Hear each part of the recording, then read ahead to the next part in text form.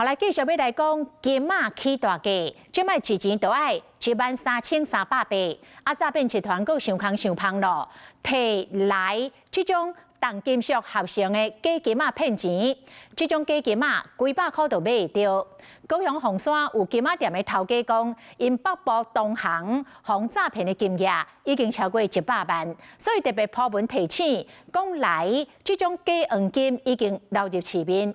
要验这个金仔的真假，会当用火来烘，但是偏偏来这种假黄金根本都唔惊火，所以即摆是正伤脑筋。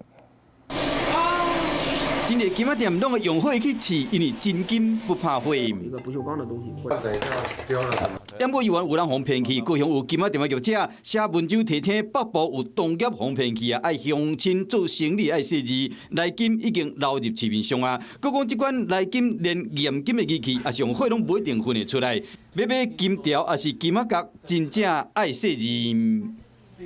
北部已经有好几间银楼已经收到来金这种东西了，现在北部已经骗了至少有破100万的金额，是还没有同行收过啦。银楼业比较人人自危。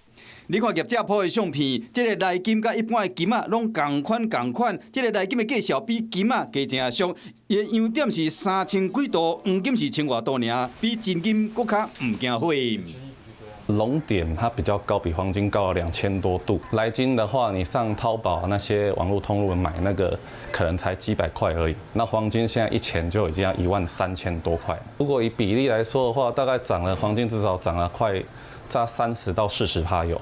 日股起到历史新高点，头一摆超过每盎司3500块的美金。今仔日每盎司嘛差不多3300左右，黄金变成投资人上好的避险工具，嘛变成不少人士诈骗的工具。金仔店的业者铺文章提醒乡亲甲同业，真正爱细字。